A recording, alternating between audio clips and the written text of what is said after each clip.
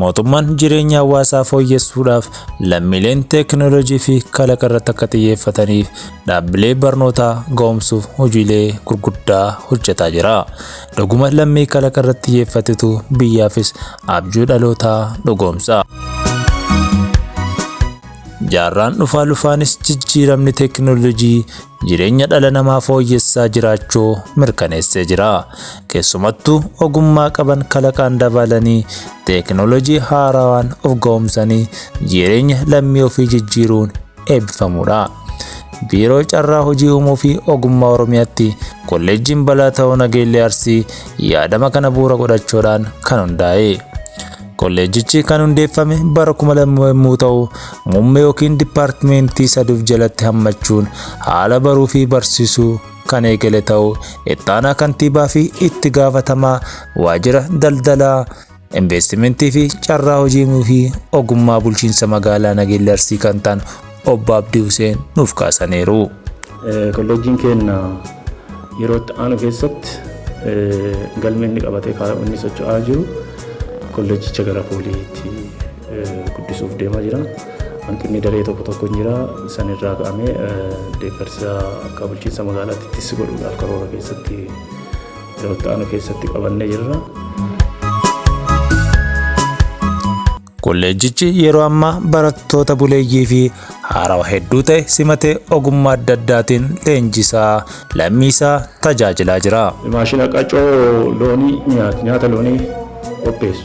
Mataa isaa wanni hojjetame hojii fakkeenyummaa qabu. Waa uumuu, waa kalaquu, rakkoo hiikuu, uummata barsiisuu, dargaggeessa barsiisuu akka ta'ee fi galma dhaabbataniifis kolleejjichi keenya kan hojjetaa jiruu fi geggeessummaan naannoo sanitti kennamaa jiru geggeessummaa dhuka qabu agarsiisa. Diinii Kolleejjii Barataa Negelle Arsii kan ta'an Obbo Abdii jiru gama isaaniitiin kolleejjichi jijjiirama abdachiisaa irratti argamuu kaasuun yeroo ammaa muummee ogummaa 11 akkaataa labsii fi dambii biiroon carraa hojii uumuu fi ogummaa kaa'een hawaasa naannoo isaa kalaqaan tajaajilaa kan jiru ta'uu kaasaniiru. Maqaan koo Abdii jiru jedhama. Diinii Kolleejjii Barataa Negelle Arsiiti.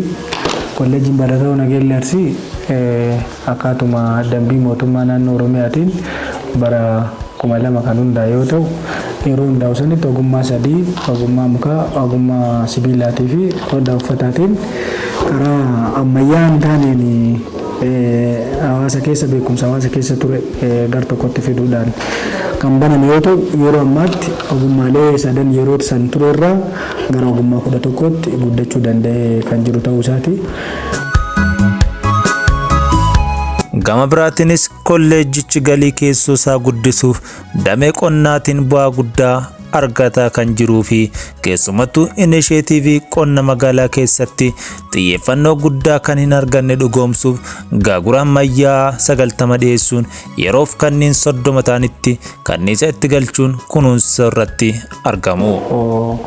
Ogummaalee as keessa leenjisuun cinatti hojiilee gurguddoo lama kanneen ijaarsaaf dandeettii kolleejjiitii fi hojii tajaajila industirii eksteeshinii hawaasa bal'aaf kan kennu yoo ta'u, damee gurguddaa sadan kan irratti hojjetaa jechuudha. Dameen tokkoffaan damee leenjiiti, damee tajaajila industirii eksteeshiniitii fi damee ijaarsa dandeettii kolleejjii jedhameeti kan tajaajila kennaa jiru yoo ta'u.